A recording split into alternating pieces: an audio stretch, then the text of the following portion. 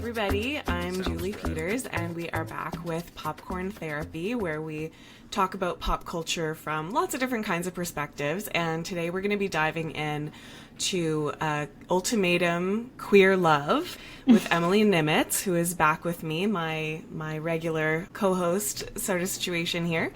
Emily, do you want to introduce yourself in any particular way? Sure. Hello, listeners. I'm Emily Nimitz. I use they, them pronouns. We are finally talking about a queer dating show, so I feel like now's my time to shine.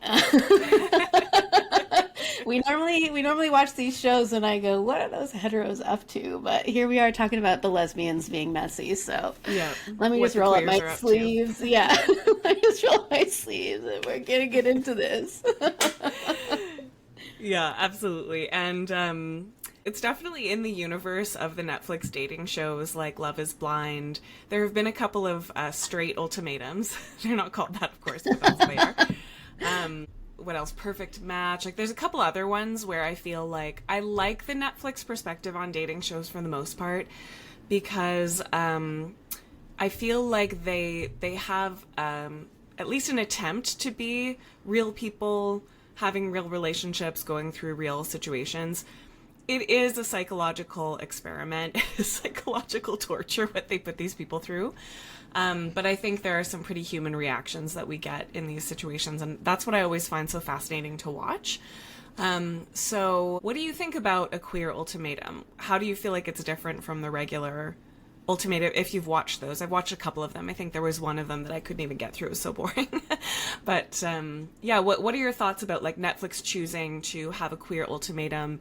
It's been 2 seasons of Ultimatum Queer Love, and it's been all women. I think a couple of them might use they, them pronouns, but it's generally more on the feminine kind of side. What are your thoughts about that? Yeah, I feel like it is like, okay, how can I frame it? Like, it still feels very heterosexual to me. I don't feel like I'm really watching something tremendously different in most of the relationships that we're watching, like all of the couples that they've cast. It seems like they've done a job of casting where they do kind of cast these sort of like heteronormative couples. I mean, even just like the institution of marriage in general sort of is this hallmark of like heterosexuality. Of course, like, I'm not saying that queer people don't get married and don't want to or shouldn't want to, but I am just saying like it does sort of like connect itself to like heterosexuality for me in a way that like this doesn't really feel to me like queer relationships as I've known them and as I've like witnessed in my community. But that isn't to say that people aren't, out there doing that. But I feel like as a concept, it does feel still very heterosexual to me, even though they've inserted queer folks into it. It doesn't feel like they've really done anything to like queerify the concept in any way other than it being like all like one gender, or maybe not all completely one gender, but like all AFAB folks for the most part, which is an acronym for assigned female at birth.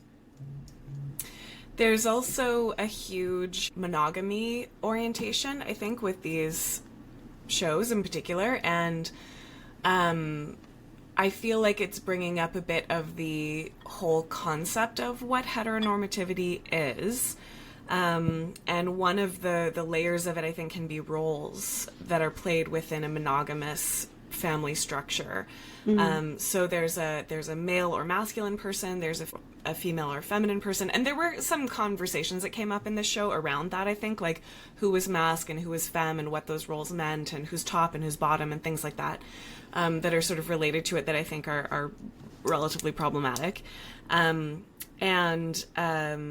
always kind of shocked on these shows where it's like, okay, the concept of the ultimatum in general, including for those that haven't seen it before, is that there are these couples where one couple wants to get married and the other couple does not or isn't sure or whatever it is.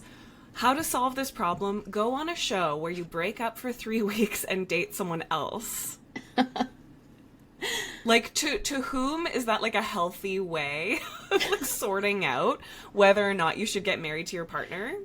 It makes for great TV though. Like it's we talked about this as sort of like the dream of an anxiously attached person would be to to have your partner go and be with someone else and then come back to you and choose you at the end of the day. But it's incredibly triggering of all of those attachment wounds, I think, pretty much no matter where you come from.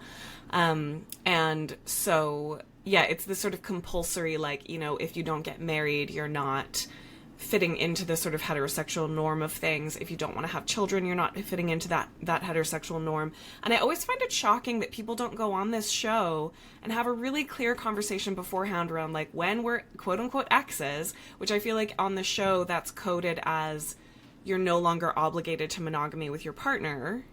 You can be with this person sexually if you want to. Like, I think the show sort of offers that in a really coded way, like, not explicitly.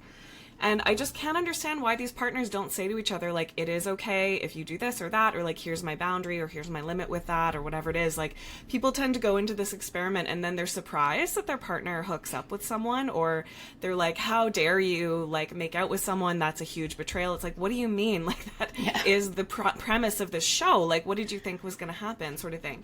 Which is also funny because I feel like, to your point of, like, the entire concept of the show being, like, not necessarily emblematic of healthy relationships, that's probably, gonna have, like, part of it is probably they cast people who are bad at communicating in their relationships, who are probably show hallmarks of, like, unhealthy relationships. And then, like, it's like, are they going to be casting people who are like, well, I think I'd be okay if you kissed, but right. those people are not going on this show. They're not thinking, ultimatum? Yeah, that's for me. That sounds like a really good idea.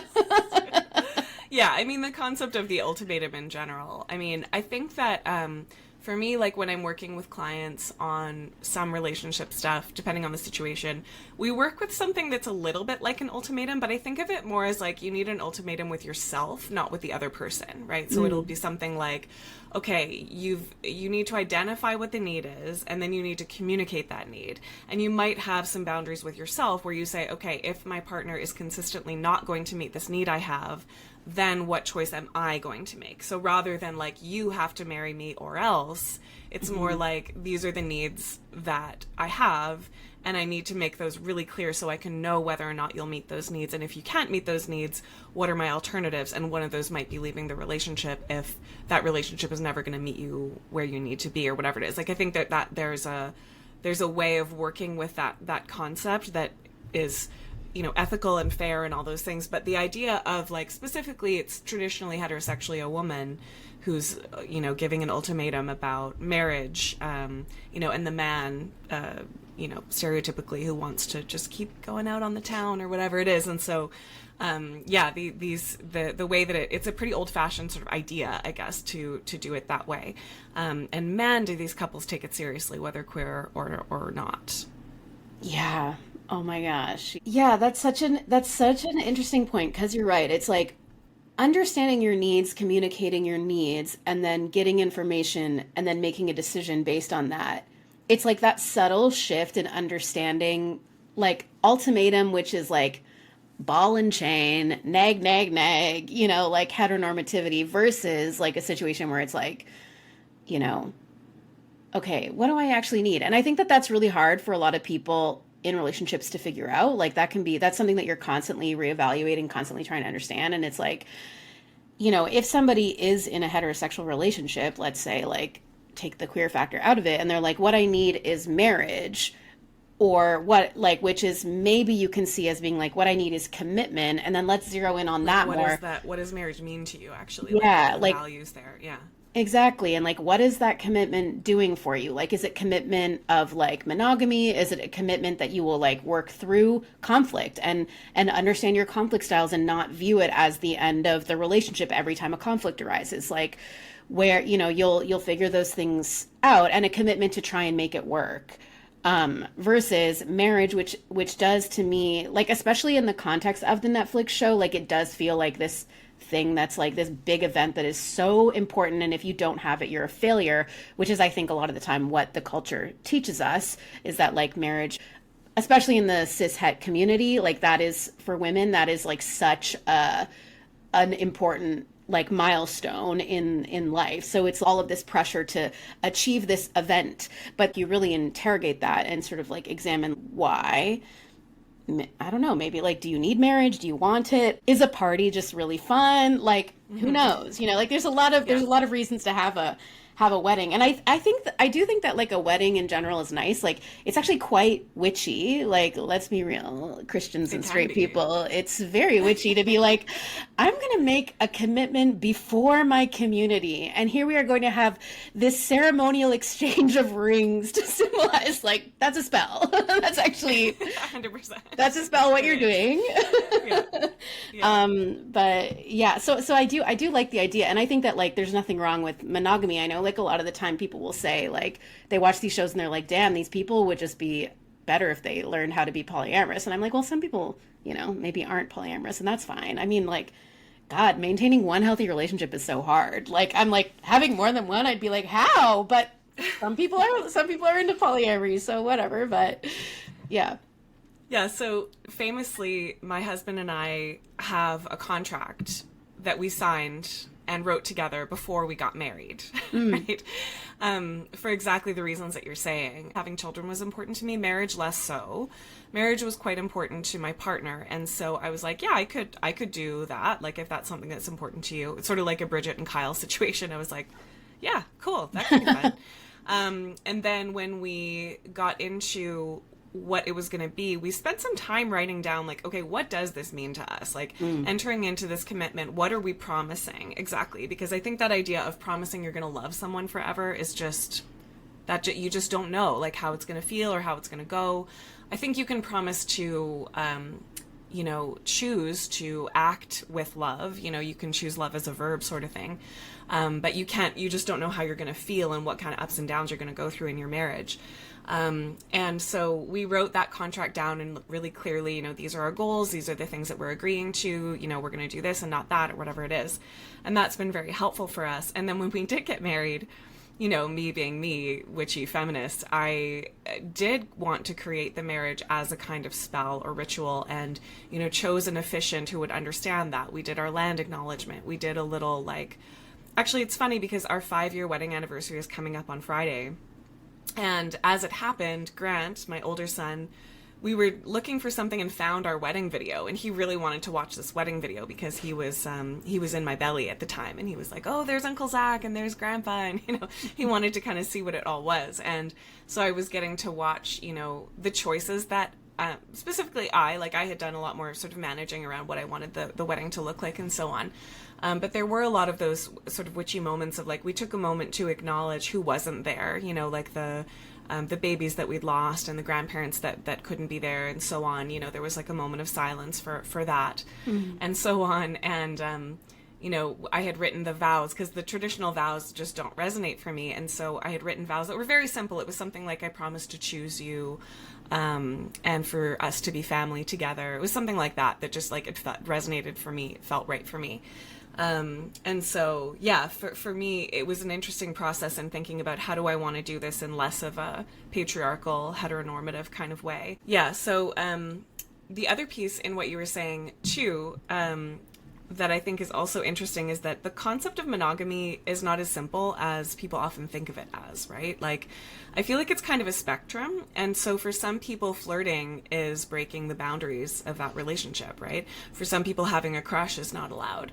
For some people, you can crush and flirt and maybe even kiss, and it's not considered breaking the boundaries, right? So I think what's so interesting about not necessarily polyamory only, but all the various forms of non-monogamy is that in a way, I think people who are monogamous often take for granted that everyone knows what that means, like what the rules are for that.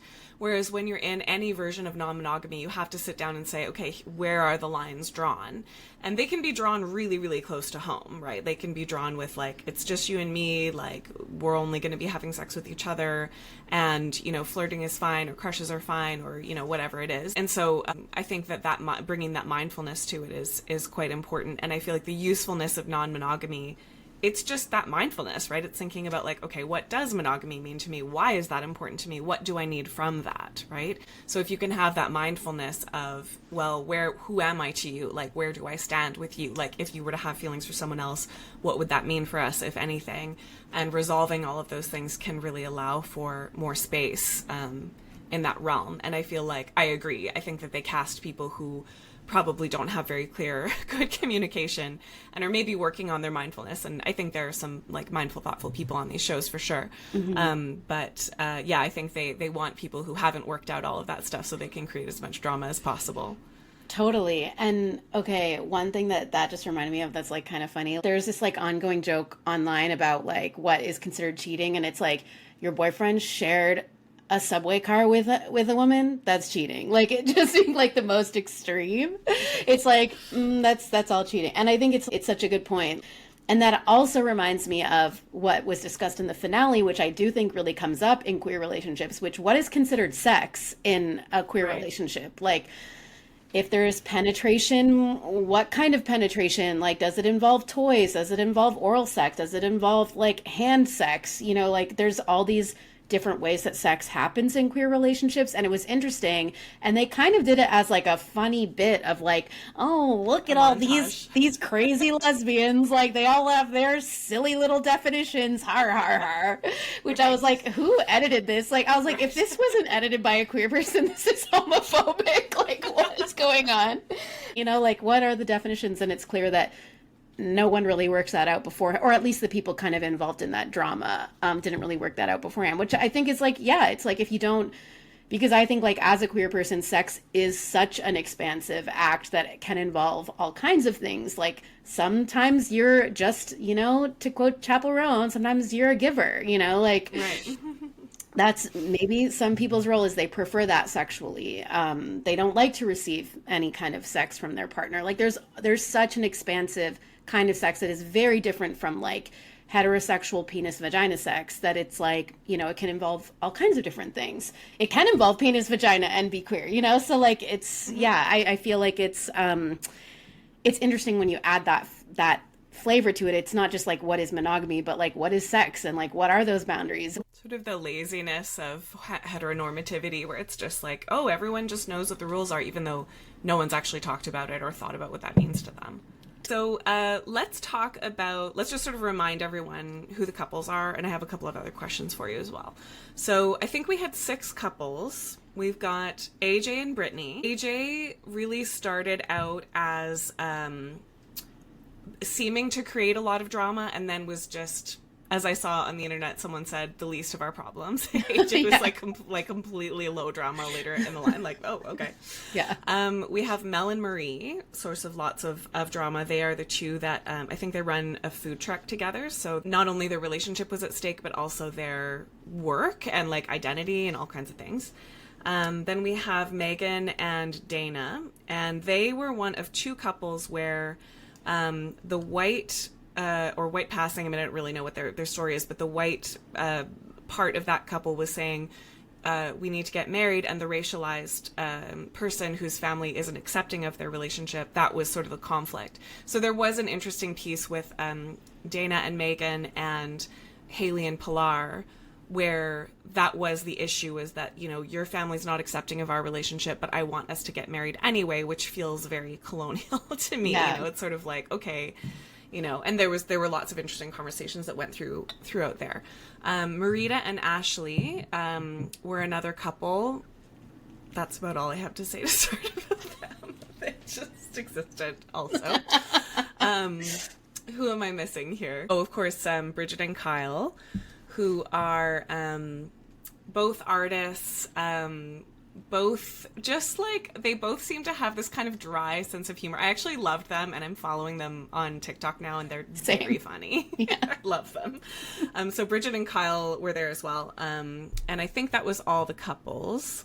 Yeah. Okay, so tell me, important question, who were you drawn to? Like, if you would have dated any of these people, is there anyone that you felt like you would have been attracted to either sort of physically, energetically, or in terms of like how the relationship styles are. Like, what were your thoughts about that? Just initially, like first episode kind of thing. Like, what did you think? Were you like, ooh, that one's hot, or whatever it is? Did you have that reaction at all? Um, I didn't really. Like, I wasn't like, ooh, this person's super hot. I think, like, especially right off the bat, I think probably like Bridget and Kyle, like, that's kind of my type, is like the low femme kind of on the mask butch side of things. I definitely identify as a mask for mask. Don't get me wrong, I love a femme too. I love a mean femme, but I do feel like the dynamics of the relationships was kind of the first thing that I sort of observed that like turned me off of like some of the people. But yeah, I would say the Bridget of it all, the Kyle of it all, and the Haley and the Pilar of it all were probably like four of the people that I was like, oh yeah, you're kind of cute. You have like a good vibe. But otherwise, like, I feel like the masks are always so charismatic that they cast on these shows. Like AJ was for sure charismatic. But like almost in a bit of a fuckboy kind of way. Yeah. So I was like, I don't know if I'm into that. That's did you have any like initial attractions? Megan for me was like, oh yeah, immediate attraction. And it was interesting to watch that play out because I don't think I really felt it for anybody else so much. I thought they were some of them were beautiful or sort of interesting people, but Megan was the one that for me, I was like, oh yeah, I can see like immediately I would be attracted to this person. And it was interesting to watch how that story played out because later in the line I could see, oh, that's the same thing that I get attracted to toxically in men sometimes, you know. It's sort of like this intensity, right? And a little bit of this like volatility, you know, there was sort of a little bit of fire that would come up that was actually maybe a little toxic. And we can get into this a little bit more, but I feel like the Megan Dana relationship is like I worry for them. Like I just feel like there might be some issues kind of coming on both sides. So it was interesting to me to kind of notice like, oh, it's Megan for me, and to see how familiar it continued to be as I watched Megan's behavior throughout it and stuff, including the avoidant withdrawal, like the full rejection and pullback that happened with Haley. I was like, oh my God, no, I'm getting like this is like I feel this, you know. So it was interesting to kind of watch myself in that moment. But the others not so much. I mean, I think by the end I could see you know, certain relationships that clearly had healthier dynamics than others, you know, and how they dealt with the stressors and stuff that came up.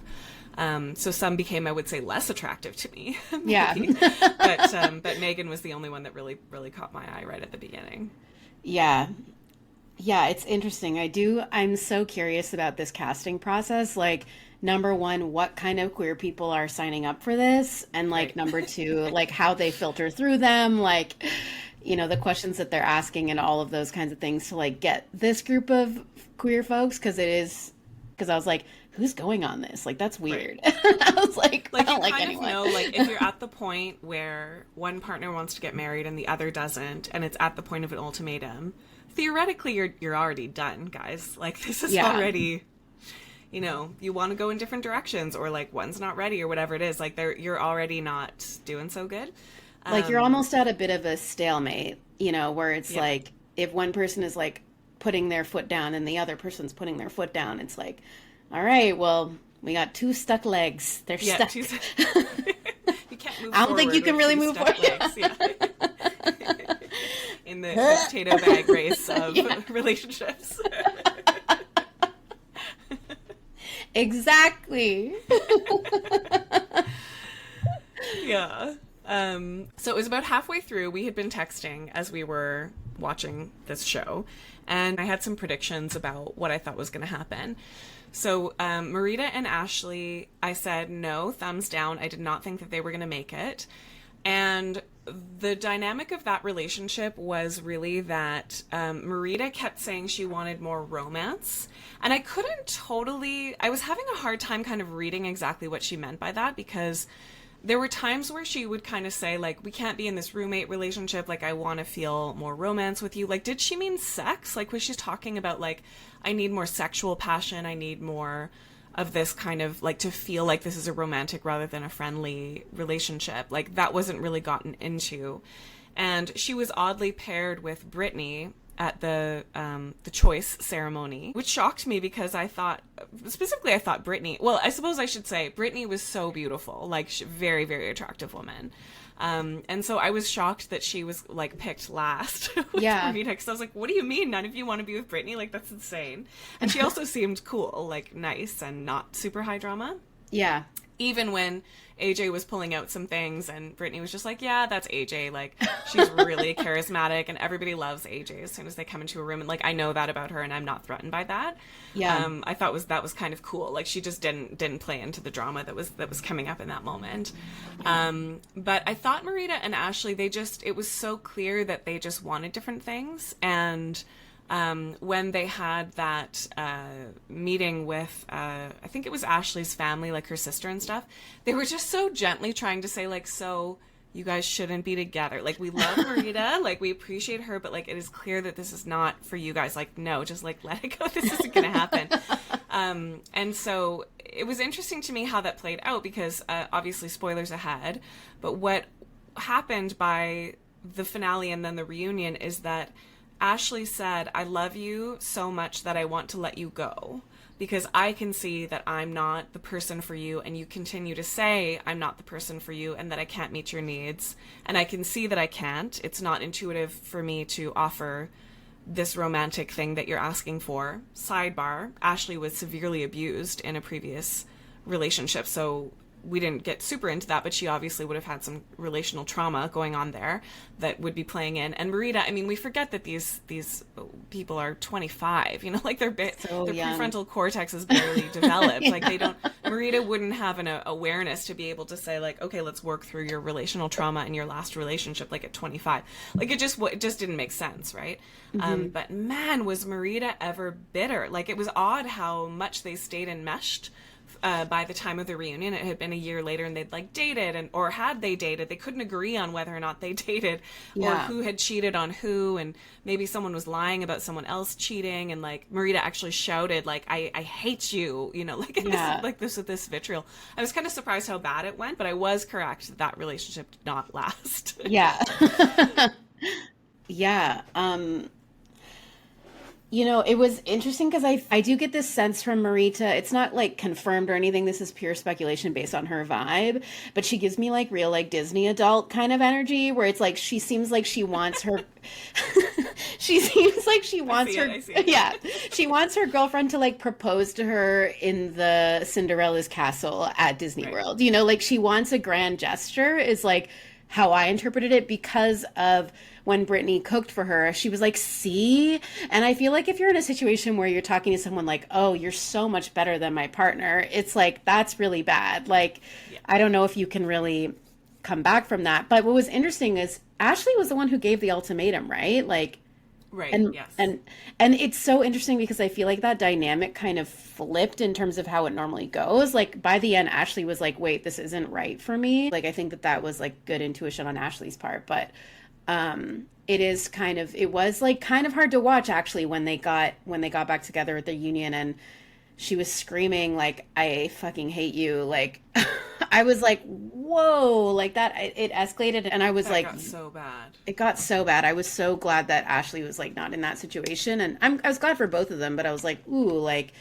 it did feel a little bit like Marita was kind of like, I've got dirt on Ashley and everyone's going to fucking hate her. And then it was like, I think everyone hates you now, actually. Like, yeah. I don't think she was pretty sweet throughout the show. And then you were just like, oh my goodness, like you really mad. And I felt like too, when they had their, whatever you call it, like where they had their proposal or non-proposal or whatever it was at the end. And Marita shows up in a full wedding dress, like full wedding dress. You're just like, okay, it's clear what she's hoping is going to happen here. And then Ashley's in pretty much jeans and a t-shirt. And you're just like, okay, like you can see it right there, right? Even that, it's just like, that is their personalities. Like Marita wants this big, fancy, beautiful, like, maybe expressive to other people kind of thing. And Ashley's just a little more toned down. Like maybe that's just who she is. Mm-hmm. Maybe there's some trauma associated with it. I don't know. But as you say, you know, if somebody is like that Disney adult that wants to be proposed to in Cinderella's castle, like some people are going to love that and some people are going to find that totally exhausting. Like that's just not going to be for them. That being said, there was a moment when Brittany handed Marita a fork. She was like, "You handed me a fork. That's so sweet." And I'm like, "Wait, where is your bar? Like, where's your bar for romance? Like, is it handing you a fork? Because if that's the case, Ashley can definitely do that." Yeah.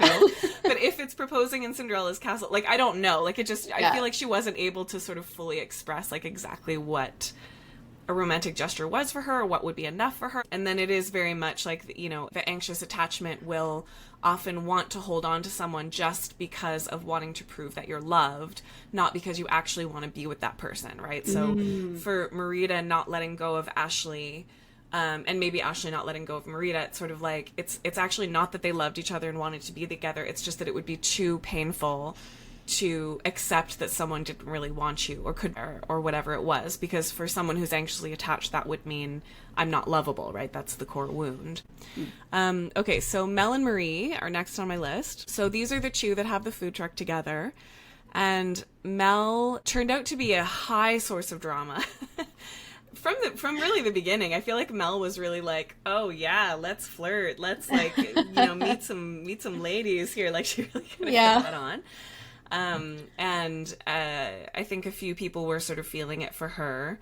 And Marie was interesting. I feel a little bit of justice for Marie. I feel a little bit of like, she had a moment where she sort of comes across as this really loving, nurturing person, but she said at a certain point, like, I'm actually a deeply, deeply angry person on the inside. And I think she had some maybe family trauma happening. Again, we didn't totally get into it, but she said a few times she was triggered by Mel being sexually with Dana. And so I feel like there was an indication that maybe Mel had cheated on her before, but that was never expressed. So I'm not really sure what the whole story was, but she would say, I'm triggered. And it's like, what's being triggered? Like, what is the thing from the past here? So Marie actually became more interesting to me as the show went on. And I kind of, not that I related to her exactly, but I feel like I really empathized with her. Like, I could see how much pain she was in, and I could see how bad Mel was for her, and how much I wanted her to be able to get out of that relationship and that life, and like create a life for herself that mattered for her. I feel like she was someone that, Mel pointed this out, like, to be fair, I think Mel could see this quite clearly, but I think what she was doing is like, I will go along with whatever you want in order to keep you in my life, which is, again, the anxiously attached impulse to sacrifice the self in exchange for connection, which a lot of us do in a lot of different ways, anxiously attached or not. And I will erase my personality in order to be your personality, right? So, like, it didn't sound like Marie was super passionate about this food truck thing, but that had become her life and all of these things. So I was really rooting for her to get the hell out of that relationship and kind of build herself up, which can take time. And she was not happy at the reunion. There was actually, I saw on Instagram, there was a funny lineup of like everyone's outfit poses or whatever, and like, smile, smile, smile, like everyone's smiling, beaming, looking great. You come to Marie and she's like, I'll kill you. Face, just furious. Like, she came with so much fury. And I was like, thank you for being real, thank you for being someone who's bringing like the real emotions that come up with all of this. And like, I appreciate Marie rather. I think she had a tough time. And Mel is another story. But yeah, tell me what you thought about Marie and Mel.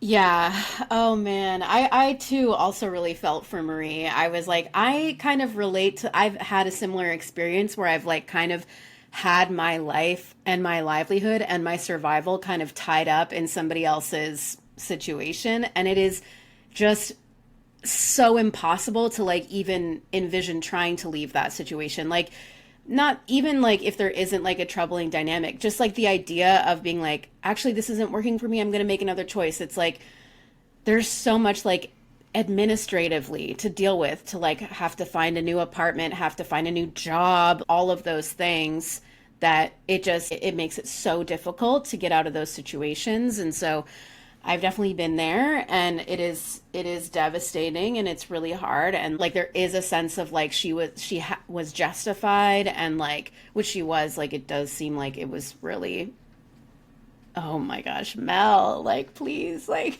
learn how to communicate. That was killing me.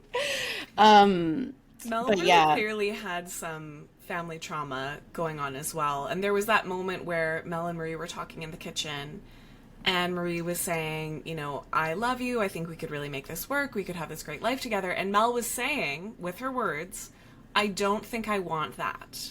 Yeah. I don't think I want long-term relationship. And she was saying, like, I don't think I deserve that.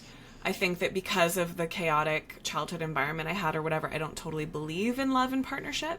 Mm-hmm. Which is, like, obviously that's coming from a wound. And she has the right to go and explore that and heal it if she wants to, but she has the effing right to not, she has the right to say, I don't want long relationship, and for that to not be pathologized by someone and fixed by someone, right? Yeah. And so, I've had experiences before where I've had boyfriends tell me and I don't listen, right? It's like, I don't want a relationship. I'm like, sure, but you do, right. You do with me. Like, I can prove to you, that I'm worthy enough for you to want a relationship with me, right? Like, my anxious attachment coming out and saying, I can make this love work, even though you're saying to my face, I don't want it. That is not what I want from you. I just want to have sex with you and leave it at that. And I'm just like, sure.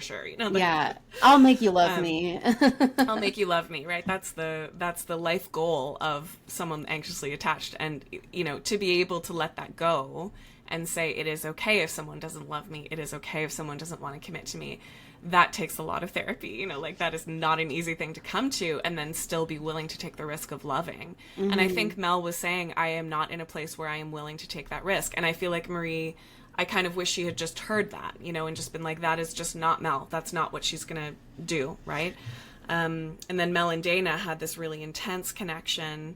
And I feel like maybe partly for Mel, it was coming from that place of like, what a great way to get the hell out of my relationship, Yeah. When they got those matching tattoos, like, first of all, what? Like, that is an insane thing to do. So unhinged. It's so unhinged.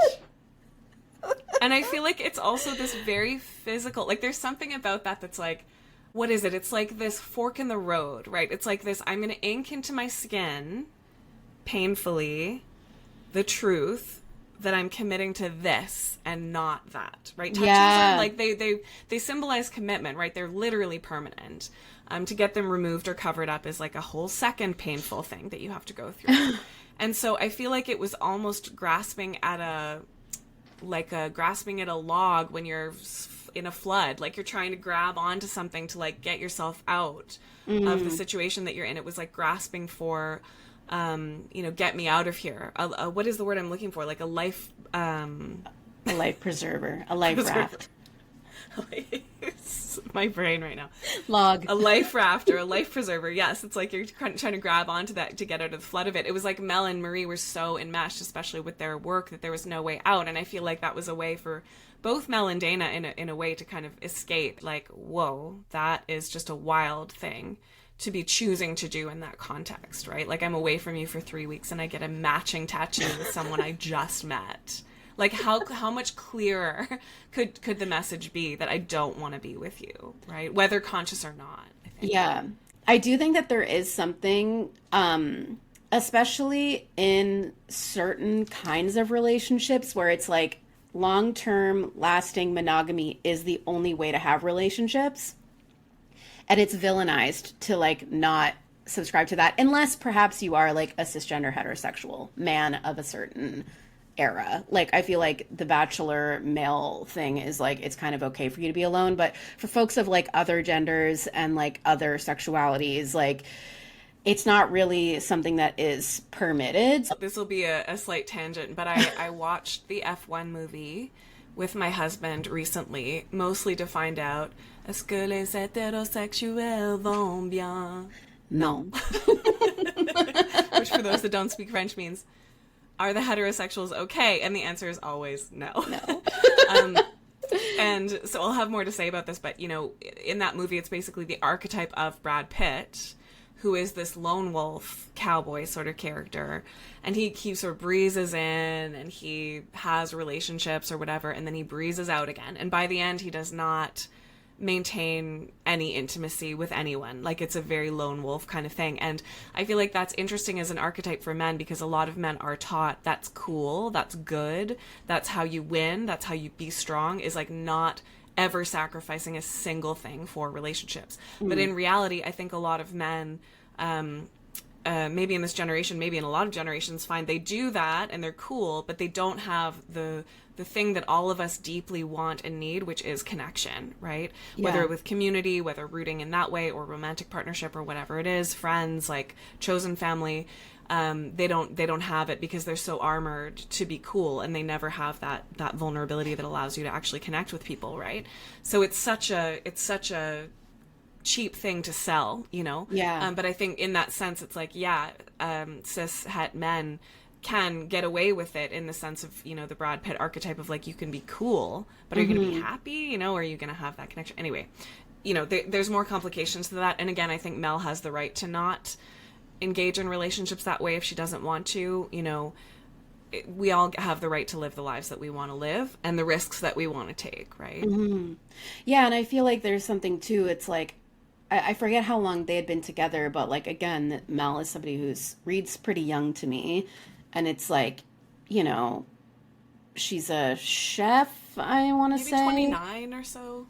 Yeah. I think like just she's like late 20s. Late 20s. Like, she still reads so young to me that I'm like, you know, maybe she kind of looks at her life at a different timeline than somebody like Marie, who, I don't know how old Marie is, but yeah, it's like, it's okay to not want to do those things and to not want to have long-term relationships. Like, there are other ways to get that deep, fulfilling love. It can be through community, through friendships, through like non-monogamous, you know, casual or serial monogamy, you know? I mean, maybe that's the way that you want to do it. Like, there's so many ways to do it.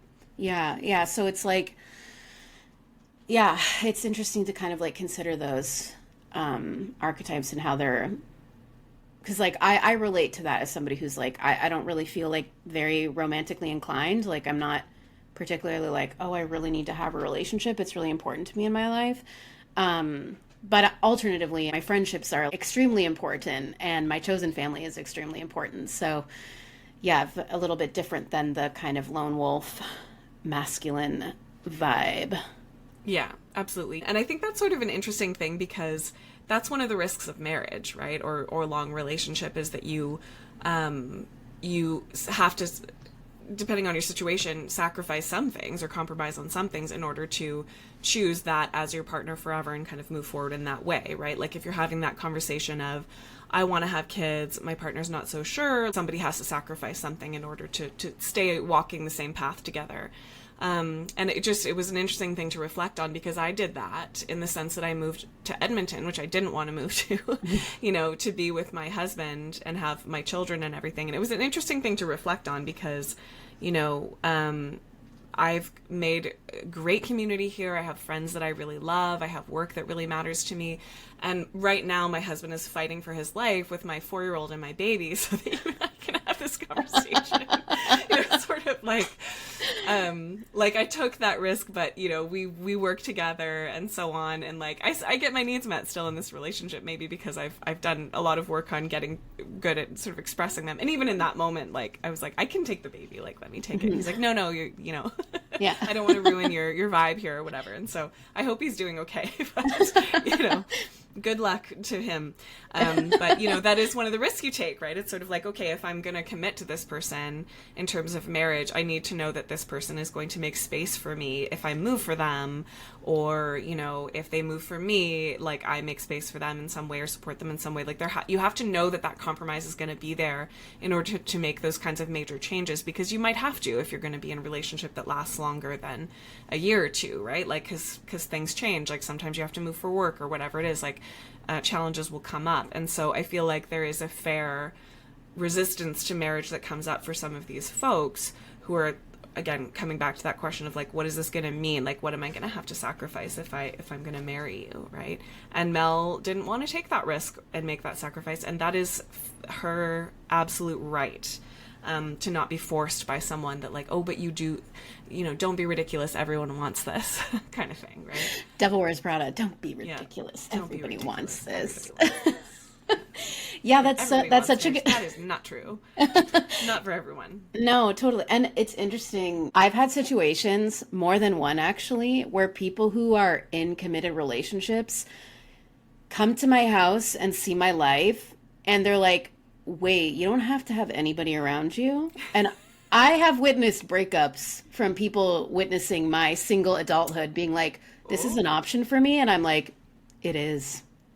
And it's an option that I enjoy. Not that I'm like proud of breaking people up. I don't think that's why. But I do feel like some people see that and they're like, oh, I didn't consider that as an option. Like, I just thought like heteronormative relationships was required. But sometimes they're like, wait, so nobody else is in the kitchen when you're in the kitchen? And I'm like, yeah, it's we talked pretty about this great. a little bit too in the Materialists podcast that we did around how we are in a generation where women really don't need men the same way that they used to. Obviously, the wage gap is still there. There are still patriarchal pressures, all of those things. And for the most part, women and, you know, non-cis het men or whatever it is, like, they don't need men to, you know, have the credit card. Like, credit cards for women only became legal in the 70s or something like that. Yeah, I think, 1975. You know, like, you would be so locked in financially with someone that you couldn't leave even if there was abuse or whatever it is. And I think, you know, even today there are sometimes people get entangled and it's like, I know I want to leave for emotional reasons, but, you know, whether we have kids together or we have this house together or I couldn't afford, you know, the rent in this city, you know, by myself or whatever it is, like all of those pressures are still present in a lot of ways, but less than they've ever been.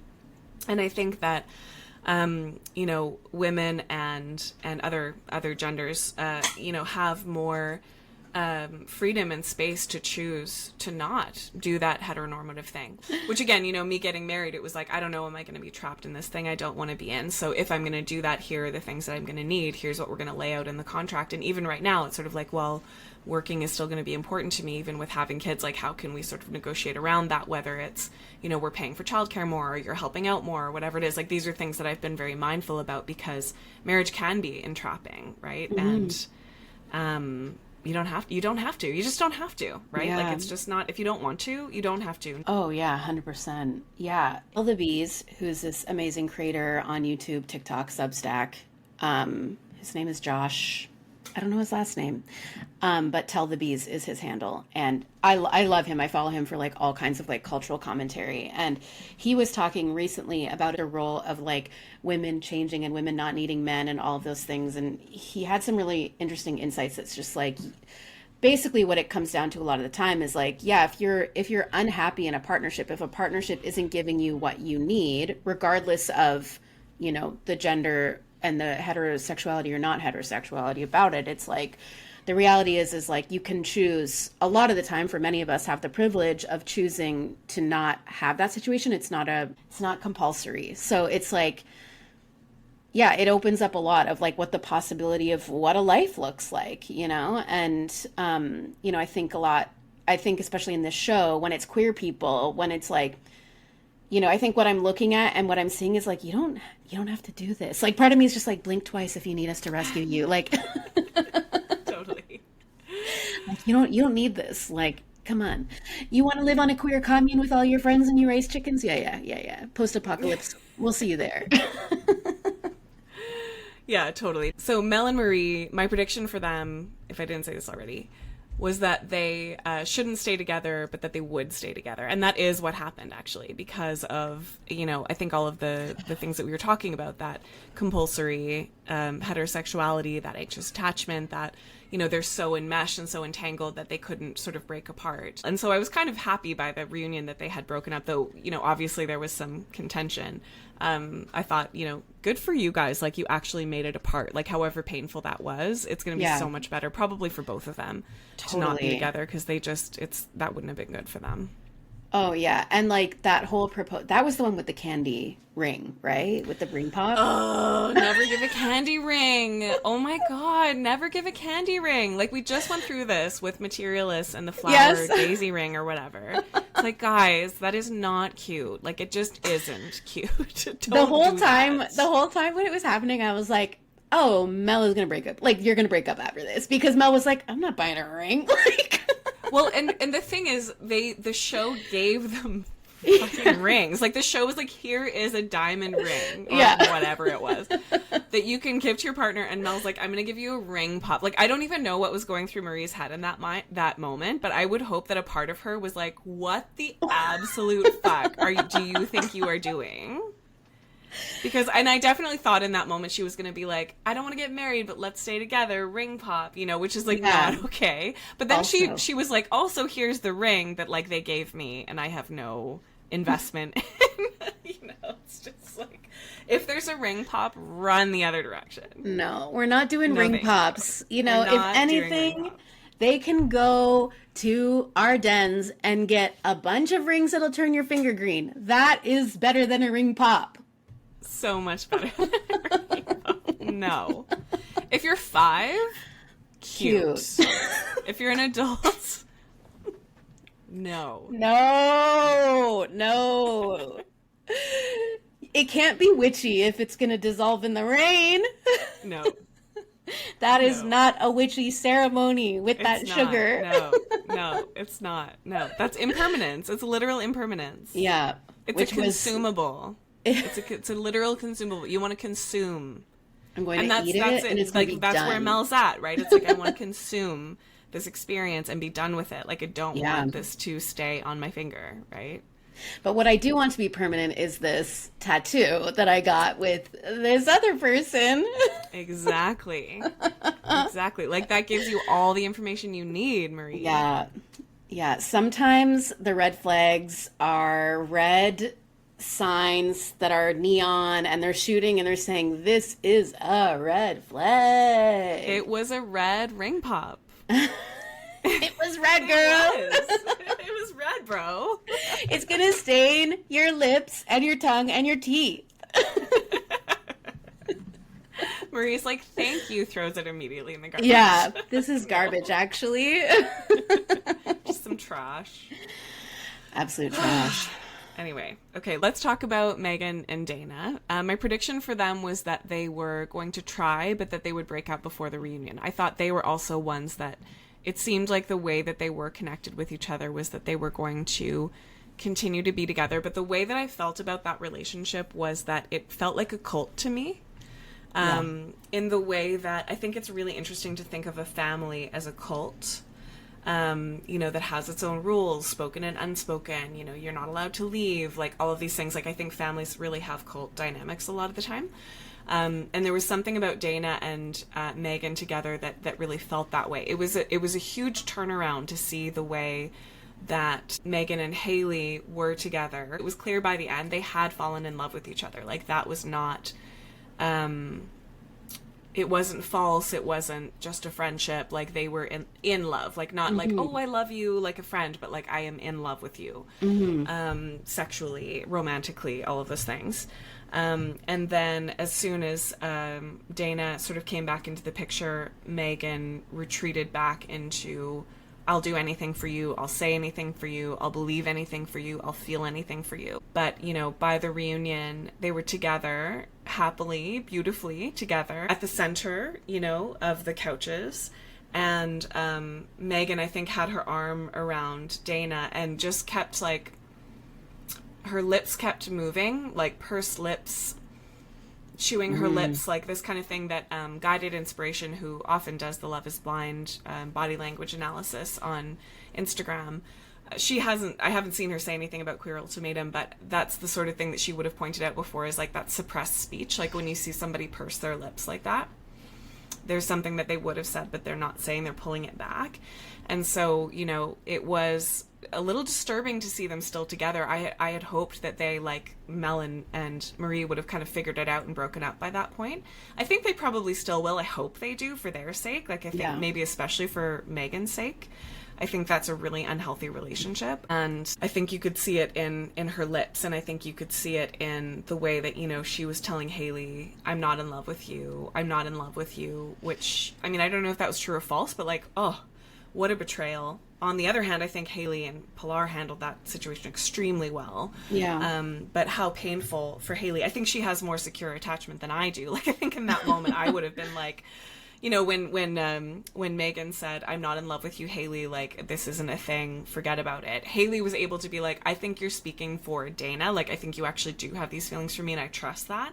I would Yeah. have been like, "I'm unlovable. You've remembered Yeah. that I'm unlovable. Like you've just realized that I'm not worth it and like it's all my fault and my problem." And I would have just gone Yeah. into like a shame spiral. It wouldn't have occurred to me that like maybe you are saying this because you're trying to preserve your other relationship and there are survival things associated with that. And you know, Mm-hmm. to think more deeply about that, you know, Megan has this difficult relationship with her family. Dana is one of the white partners that's trying to say like, I don't care what your family thinks, you need to marry me anyway. Yeah. And so Dana would be maybe Megan's only family, right? Only connection. Like if she were to lose Dana, maybe it would feel like she would lose everything. And so Yeah. from a survival perspective, she had to do whatever it took to keep Dana in her life, which she succeeded at, but at what cost, right? Oh, yeah, exactly. That's my exact read on them as well. I definitely was expecting them to be, or not expecting them to be honest. I do think like when I saw that dynamic come together, I was like, oh, they'll probably still be together. It's something that I feel like I see in this show specifically happen time and time again, in the different seasons, the straight ones and the gay ones, where it's like there, it almost feels like a stubbornness. Like it almost feels like the ego of the relationship, not just the individuals, but the ego of the relationship wins out over what is right for, and good for anyone. Like watching Megan get so angry at Dana when Megan had also slept with Haley, like that was like really like stressful to witness. And I'm just like, wait, like what do you mean you feel like you did the same thing? Like that was all very hard to watch, but it did feel like the dynamic of the two of them, it was like they wanted to come back and just prove it to everybody that they were right and they are right for each other and they're so good together. And this is also one of those couples that I feel like when I watch them, they seem very like there's a heteronormative kind of dynamic to me that's at play, like that there's like a very femme person, a very masc person. There's very similar dynamics within those gendered roles. And, you know, it's like that thing, like that queer joke that's like people going, oh, which one's the man and which one's the woman? And it's like, neither of us. Like, that's not how it is. We're lesbians. Like, the point is that there we're is, human beings, actually, we're as it humans, turns we're out. lesbians. The point is that there Yeah. is no man in this relationship. Like, that's what. And when I look at them, I'm like, oh, like they, you know, there's like that, they have that hetero dynamic that is, you know, that thing that I think that a lot of like people who are not experienced with queer folks, like they would sort of think of that as the example of that. And I do feel like there was like power shifts and like, I don't know if I would call it capital A abuse. I'm not like, you know, qualified to kind of make that statement, but like there was like some really dicey dynamics and power on both sides. You know, Dana was saying like, somebody said to her, I think in the dating round, oh, so you want Megan to choose you over her family? And she recalibrated and was like, no, I want her to choose herself. And I'm like, if Right. that's not the most white supremacist girl boss shit that I have seen, that's just like, fuck her family. That's not, you got to choose yourself, girl. And it's like, no, no, no. Like, this is a complicated thing. You need to hold that nuance. Like, it's not easy for her to just do that. And it might be easy for some people to leave their family and be like, I don't, that's not for me. But there's this cultural difference that happens in relationships with racialized people, that it's like that's a cultural difference that you're not, it doesn't even seem like you're acknowledging it, or like Yeah. that you just like don't understand it, and you think that it's not, it You're doesn't just matter. like, that's not a problem I have, so therefore you shouldn't have it either. Yeah, and I just like, I really was like, I think that's the thing about Dana. When you asked me like who I thought was maybe like cute, I was like, I think I would normally find someone like Dana kind of cute from the jump, who's like a mean femme, because I love a mean femme. But I think that I saw that so early on that I was just like, no, like, no, no, no, no, no. You don't, Right. it doesn't seem like you're really here for your partner, for the person in front of you. You're here for the idea of the relationship. And that's what won out in the end, is this idea of the relationship was the thing Right. that was most important, not the individual before you, which is objectifying, and it's icky. And then, you know, for Megan to go then to date someone like Haley, who I agree seems to have like such secure attachment and like is, you know, has went through some growth of her own as well, but like that I think showed her this like different, you know, way that relationships, specifically queer relationships, can be. And yeah, I do feel like it was sort of like an ego thing that kept them going And might be one of the reasons why they stay together for a long time, because they don't want anybody to think that they failed or whatever. I actually learned that in school, that a narrative can keep a relationship together. And the way that I learned it was that, people who get married for religious reasons will tend to stay together longer because they see the institution of marriage as a separate third thing that they have to uphold or play into, or whatever it is. Like, the marriage itself matters in a way that's separate from the two individuals. Take from that what you will. And again, I think that, if you can have mindfulness about that and think about what does it mean to you, I think it's useful to think that the relationship between you and me is a third thing that we both have to nourish, that's separate from us as individuals. I think that that's helpful. Yeah, totally. It is important to kind of understand the relationship that way. I think, like, even if you were sort of like mildly Christian in the 90s, like, I think I know people of my parents' age who stayed together because divorce was still kind of had a bit of a, shame around it. Yeah. Staying together for the kids is a narrative that was really, really strong for a long time. And I think it's less strong now, because I think people are recognizing that getting a kid out of an abusive household is way better for that child than the parents just being together, right? Yeah. So there's a lot of nuance to that, and I feel like people can let go of that narrative a little bit and choose to leave a relationship if it's not healthy for them for whatever reason. But those narratives are powerful, right? Like, a lot of the time people will sacrifice to them, to the altar of heteronormativity or whatever it is. Totally, yeah.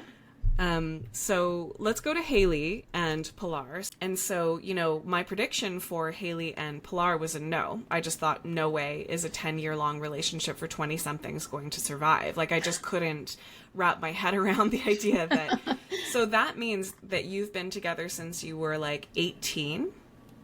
Like, from 18 to 28 or 29 or however old they were, like, that 10 years is a massive amount of change. Yeah. For a person. Like, you were a teen to an adult. Like, that's a major, major change. And I think it's so unusual for relationships that begin in late teens or early 20s to sustain into adulthood, into a marriage. Like, it's just unusual. It's not that it doesn't happen. It's just for so many reasons, you're going through so much change in your 20s. It's just usually that's not how it goes. And there were people who were saying, I think Haley and Pilar came on here to get out of the enmeshment of that relationship. And I thought that makes sense just from a statistical perspective.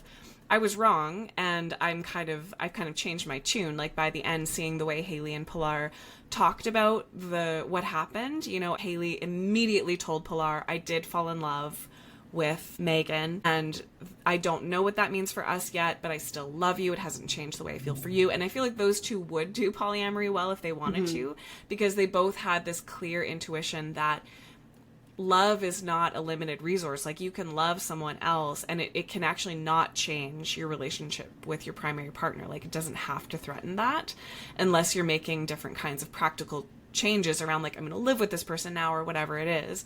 And I feel like Pilar was able to really receive that and, like, have her feelings about that, and Haley was able to hold those feelings without getting defensive, and they were able to kind of work through it in a way of, like, let's sort out together, like, what that means for us. They didn't quite resolve the white partner with the racialized partner around Pilar's family not being accepting, and that's why she didn't want to get married. And I don't know. I mean, I just felt like Haley didn't have the same kind of pushiness that some of the others had. Like, she seemed to just kind of be holding that relationship a little bit differently. And I'm following them on TikTok now, and they're quite cute. And, like, Pilar's family actually has apparently come to accept Haley a little bit more, and they both have come forward a little bit more, and, like, this, this is what I want, this is who I am, and so on. So that actually, it took a turn I wasn't expecting. I just thought, like, there's no way that these two are gonna want to stay together. They just must want other things with their lives. But I guess that was just my expectation, and that's not the way it went for them. No, totally. I was like that too. I was like, oh, they're definitely not staying together on the first, when we kind of met them. And then by the end, like, watching the way that yeah, like how you're describing when they had the conversation around, like, Haley developing feelings for Megan and all of that. Like, it was like Pilar was still, like, emotional about it, but it wasn't like, you shouldn't be, or, like, there was no, like, yeah, it was just like, yeah, it's hard to hear that. Like, it is hard to hear that. And I feel like it was just such a great example of like a healthy dynamic that I don't know if Netflix has really ever seen anything quite like that. Like it's like I don't think we've seen that on any of these shows where people are just like, it hurts, but okay, you know, like we haven't seen the straights doing that so much. No. In the other ultimatums, I don't think. I mean, I could be forgetting something, but yeah, I can't think offhand of. Yeah, just that ability to be like, it is okay for you to have your feelings. It's okay for you to be mad at me or sad about something that I've done without it being this like big defensive, you know, we're going to break up, or it's going to be like this huge drama sort of thing. Yeah. You know, like I feel like they just handled that so well, and that continued on throughout, you know, what happened next. And, you know, in polyamorous relationships, you'll often see, you know, I think Pilar said at a certain point something like, it's hard to see my partner heartbroken about someone else. And that's, you know, compersion is sort of wanting your partner to be happy and wanting your partner to have experiences, you know, this sense of like, please go, and I want you to be happy. I want you to have this. And it can come along with, you know, I'm so sorry that person hurt your feelings. Like, I care about you so much, and I want to be able to hold you in this romantic heartbreak that you're having. Like, what a different concept, right, to the heterosexual norm that would say, if you have any feelings at all, if you ride the subway with someone else, like, that means that you don't love me anymore. That means that you've betrayed me.